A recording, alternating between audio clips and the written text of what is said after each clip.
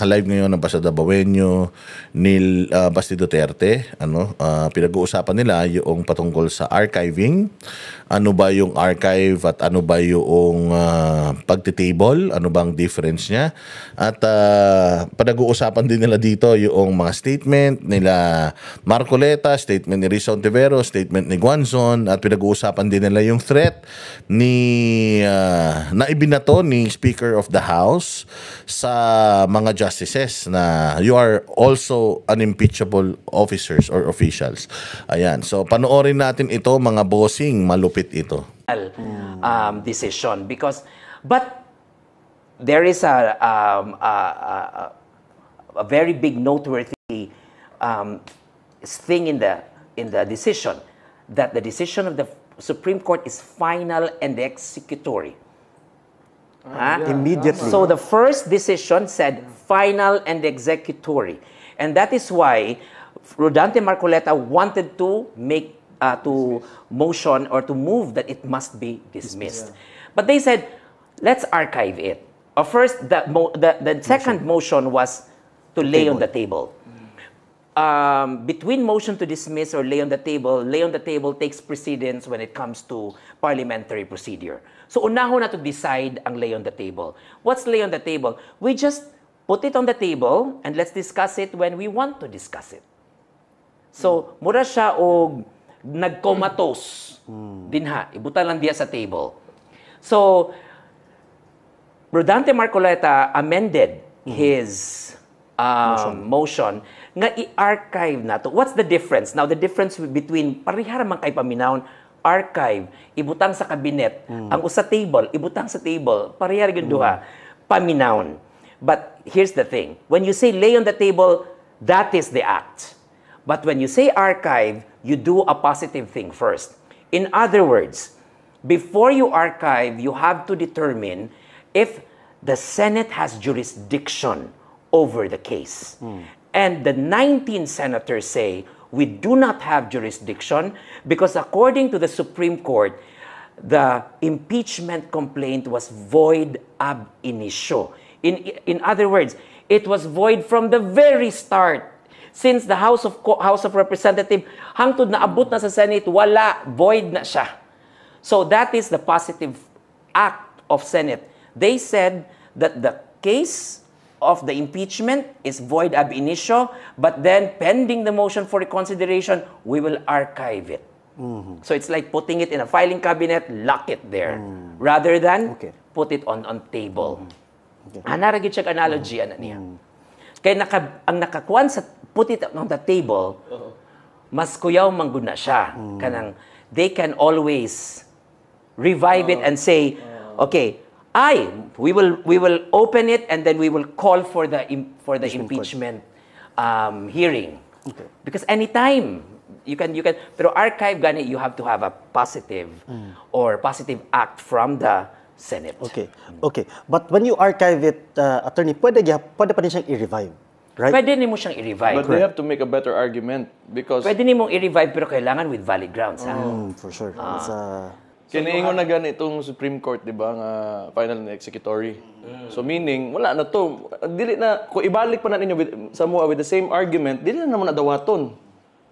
Di ba? So mo to ingon pa sa Senate, ang giingon sa Senate, ana sila nga, nag-ingon naman ng Supreme Court nga, human naman in bank good to, so i-archive na naman unless, kung mag-MR ang Congress, with a better argument, or, like, they adjust it, tanaw na po nila i-review, so nalan dyan naka-archive. And if they can only revive that, murabag, as I've said, gilakan na siya as filing cabinet. Pero ilang na ma-revive kung ang motion for reconsideration from the Supreme Court i-grant by the Supreme Court. Kung wala gani, no other act can be done.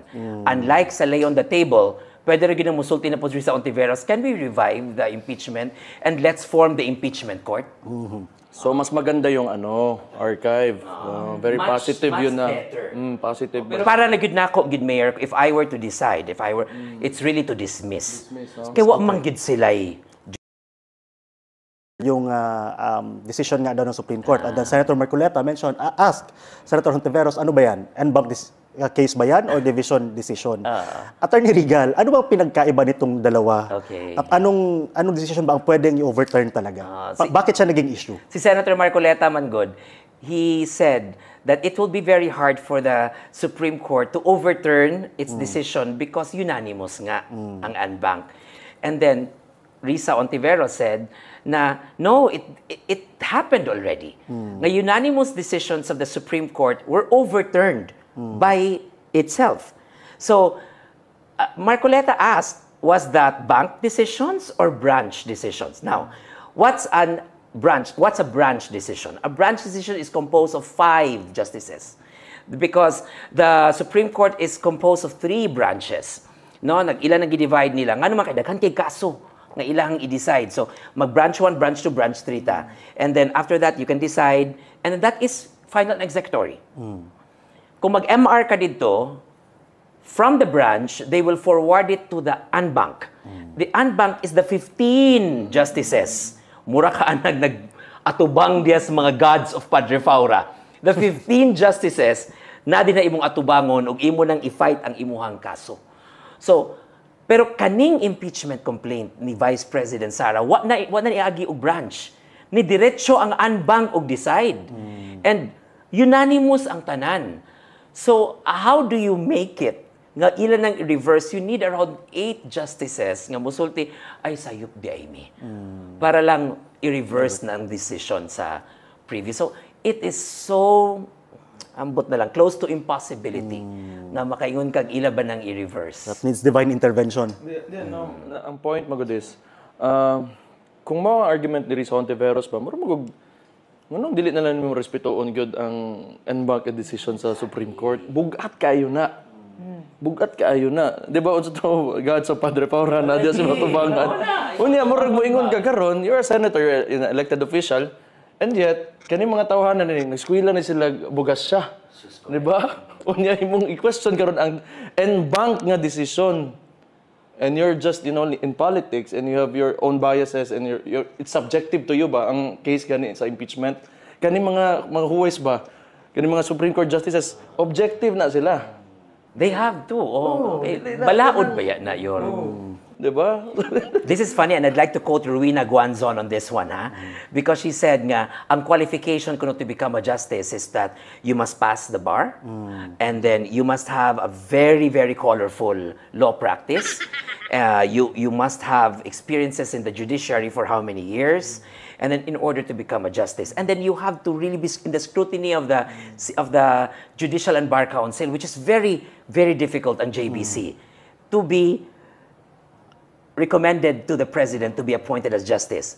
Pero a senator and congressman, you're just able to read and write. Diba? These are highly technical people ba? Nga mo decision na sila ba? Dili na ka ng...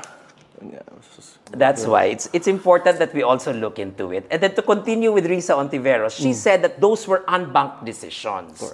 Katong iyang gipang-quote nga mga cases. Pinanindigan niya, oo. And then, when we got back to the cases that she quoted, these were not unbanked decisions. Oh, really? These were branch decisions which were overturned by the unbank. So, mauna siya ang... What does that mean? Overturned by the unbanked? Okay. Ang first decision sa Supreme Court, Mayor, was branch. 5 kabok nag-decide. Ginag-motion for reconsideration ang katong petitioner, gi-overturn sa unbank. Gisaka nila sa unbank. Maunay katong kang Risa. Now, the thing is, ang nahitabos kang Sara, it's unbank na diretsyo. So, was there a case in history? Boni gisulti ni Marcoleta, I cannot remember a jurisprudence nga nag-unbank na. Gibaliktad pag it's unbank. So, that's why it's hard. Unless may unbank powered to... Napag basta sa unbank, wala na. The end na siya. Malinaw ha, malinaw. Yung mga sinasite ni Risa Ontiveros ay mga desisyon ng division. 5 justices lang yan. Ngayon, nag-motion for reconsideration, yung unbank, yung buong Supreme Court, tinurn around yun. Binawi ng buong justices. Hindi siya desisyon ng buo to start with. or to begin with na in-overturn. Hindi siya ganun. Risa, boba ka. Thank you for... Tama yun. The thing was, during the debates, Attorney Mayor, there were several senators who said na, I think it was Tito At maganda yung sinabi, maganda yung sinabi dun sa nito ni ito taga Cebu to, tumakbo congressman to, tong kasama nila Basti dito. Pero hindi nanalo ganito. Kalaban nito si Frasco kasi kaya hindi mananalo. But anyways, tingnan mo kung anong kailangan bilang para maging justice ka. Although appointed ng presidente ang justice, hindi niya handpick niya. Ibig sabihin, ako presidente, tatanga-tanga to, ilalagay ko dyan. Hindi yun ganon. Kasi kailangan yung listahan manggagaling sa judicial, I don't know if Judicial Bar Council or basta doon sa na yun. Judicial Bar Council nga yata. Doon manggagaling. Scrutiny. Mag-aaral yung mga magiging abogado. Kailangan matagal kang maging judge. Kailangan with flying colors. Wala kang kaso. Wala kang mga sa'yo. Walang mga reklamo sa'yo.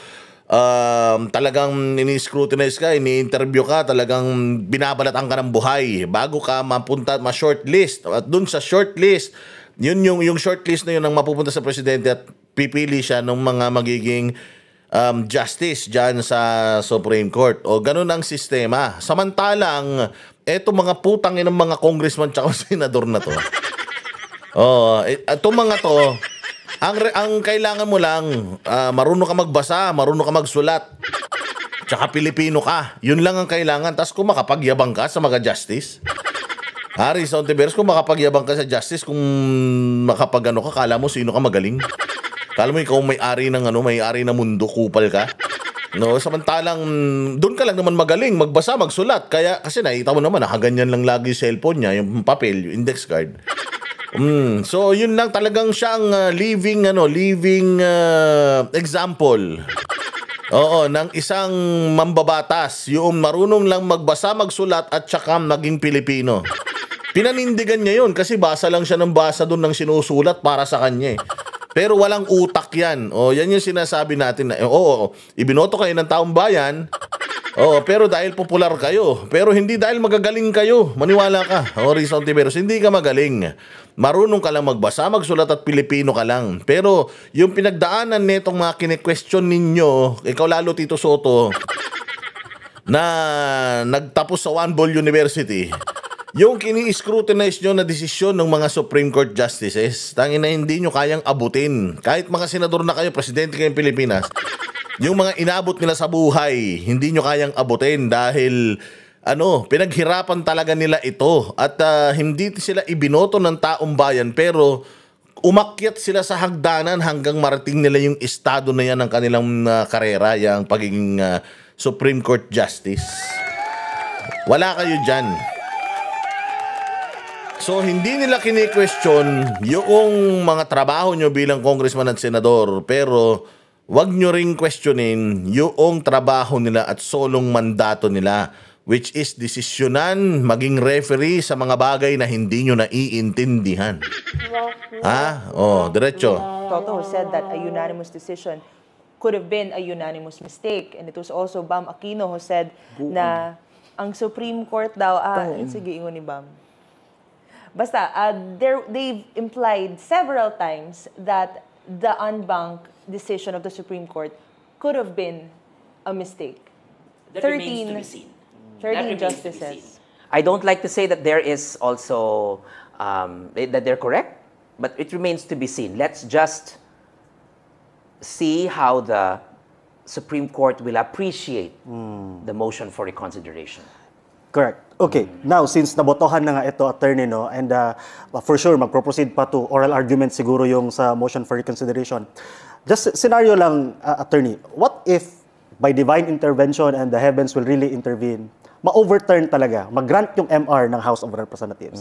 Anong implication nun? Anong mangyayari? I don't like to talk about it because I don't like to speculate. Okay. But if the motion for reconsideration will be granted by the Supreme Court, meaning ang unanimous vote will be overturned by the en banc itself, then mura siya muhimo depending on the wordings of the decision, but it might be saying that the impeachment complaint was not void ab initio Okay.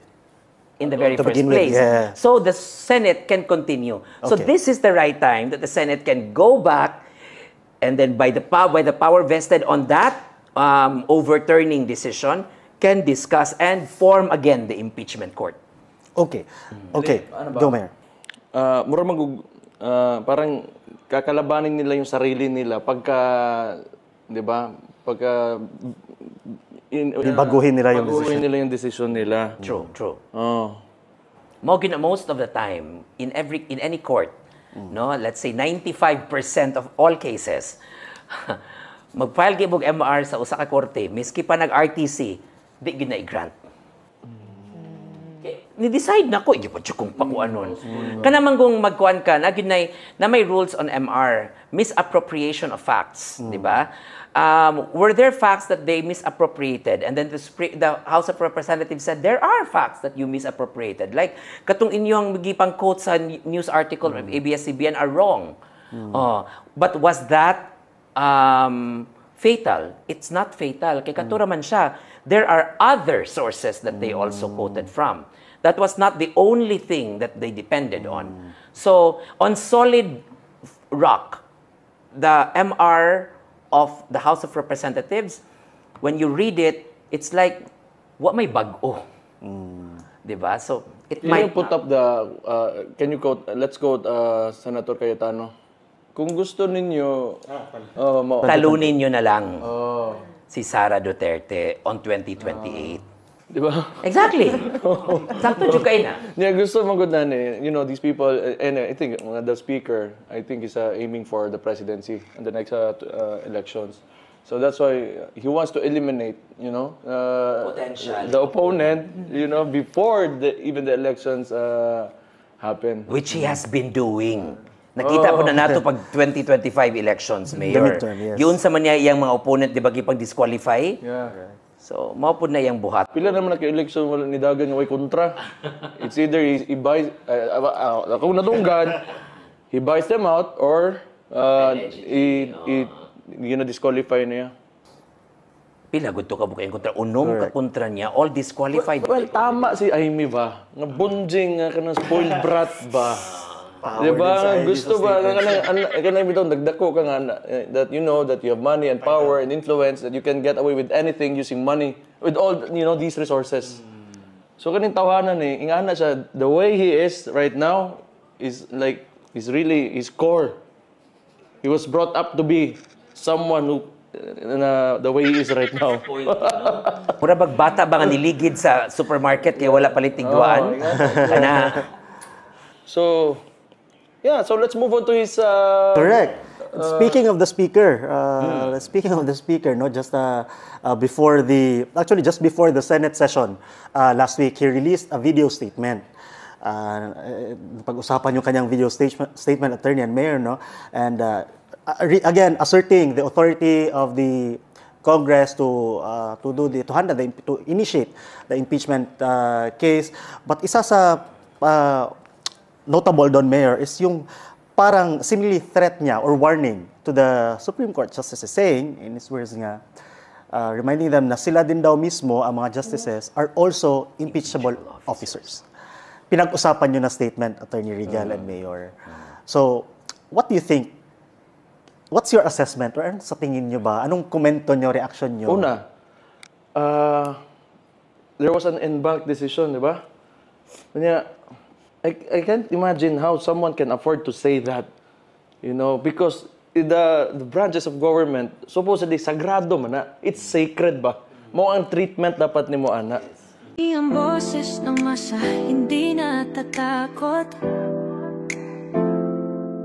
Katotohanan lang, di kami nalulunod. Walang bahid ng sismis, lahat ay totoo. Kahit sino ka pa, pag mali ka babanatan ka. Walang pinipili kulay, wala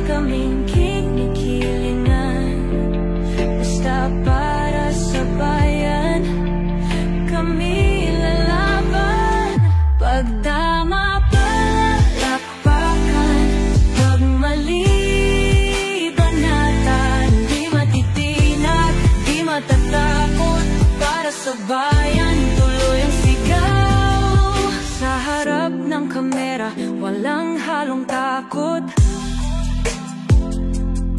Mga baluktot, lahat kayo'y tutumba. Ang hustisya at totoo, yun lang ang mahalaga. Kahit sinong harang, di kami matitinag. Walang pinipiling kulay, wala kaming kinikilingan.